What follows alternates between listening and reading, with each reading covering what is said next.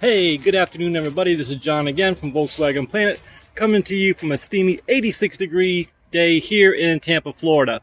What we have here in front of me is the 72 Super Beetle and the 1970 convertible. As you guys know, 70 is a standard. There is no Super Beetle, and this is the last year of the non-Super Beetle convertibles. So today's question is, if you take a look at the rear quarter glass, and you take a look at the driver's door, you can see they're misaligned. So I'm thinking that since the body is pretty straight, I'm thinking that maybe it's the regulator that is sitting back like that. Maybe it's loose. Maybe I got to shim it up. Comment below if you guys have ever dealt with window regulators or anything in this scope. So this is the first time I'll be dealing with this. So any comments, concerns, help would be greatly appreciated. I will be using the Bentley manual and you guys, the fellow videos from YouTube. So check that out in the future videos. I've already done the complete walk around on this car. You can tell it needs a lot of body work, but I want to get this done first. I think it should be pretty quick. And I don't know if it's the top that's pinching this thing back, or if this window needs to come out and maybe sit in this track here or this part here. I'm not quite sure. So again, guys, comment below, help me out. And I don't know if this is a common problem or a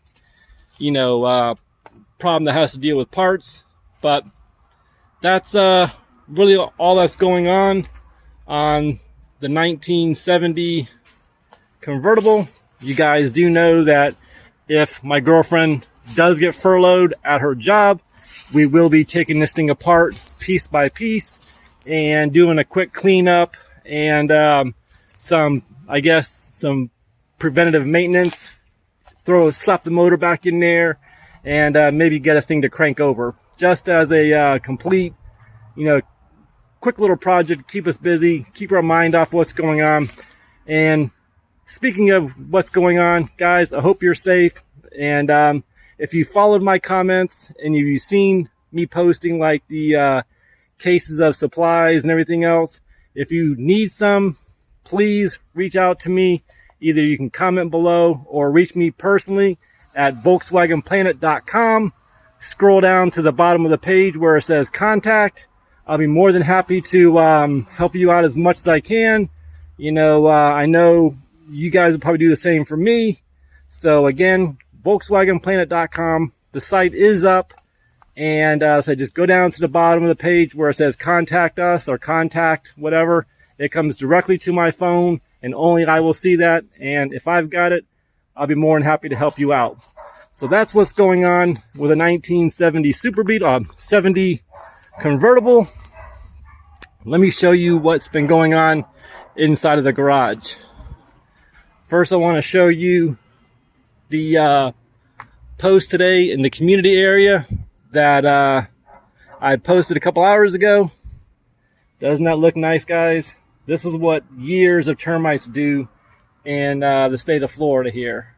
Since then, we've had this thing tented and just replacing the wood now as we speak.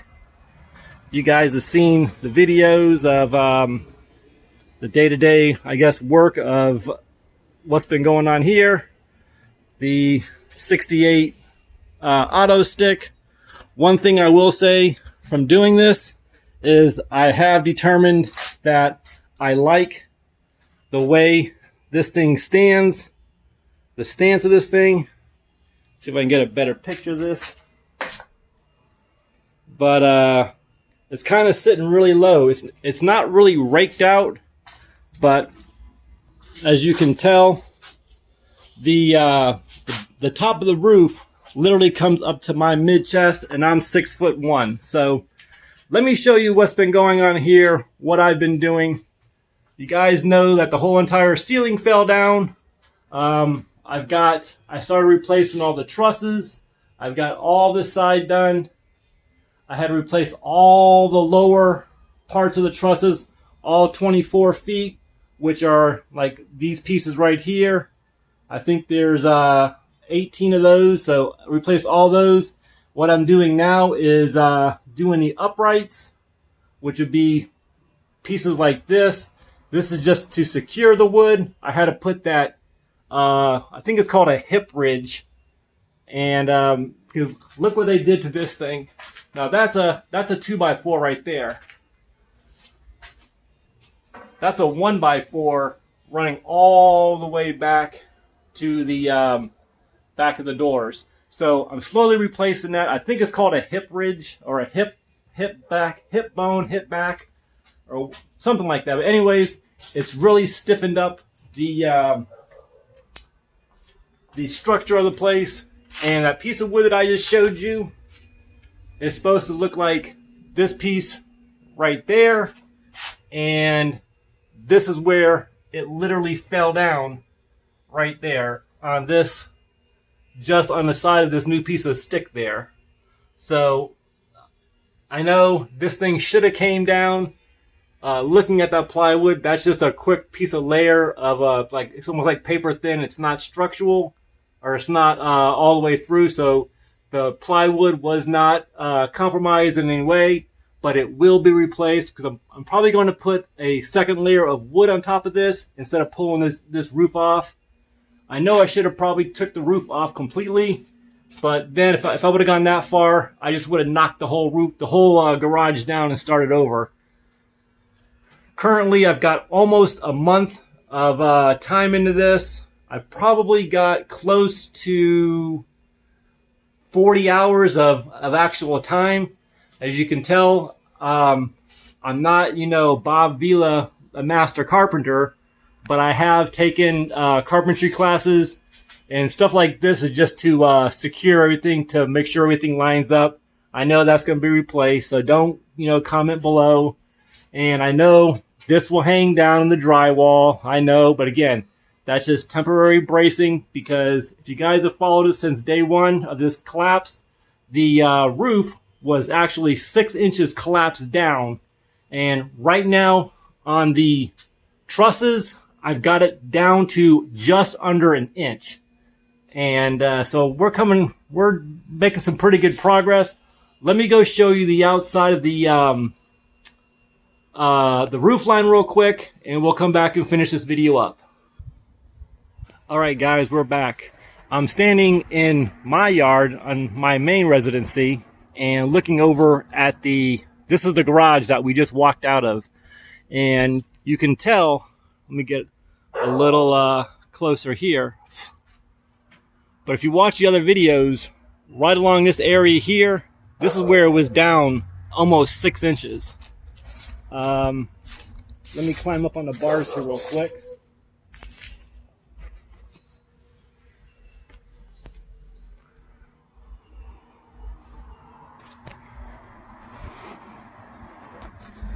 All right. So this roof here is 24 feet long from the front all the way to the back. Now, right where those shingles right there are a little ruffled, that's where it was encaved 6 inches down. I still got to go up there, take some tar, and flatten the shingles back down. But right there is where the hole was in the garage during Christmas, which allowed the water leak along with the termite damage, and it blew it out. But let's see if I can pan out a little bit more.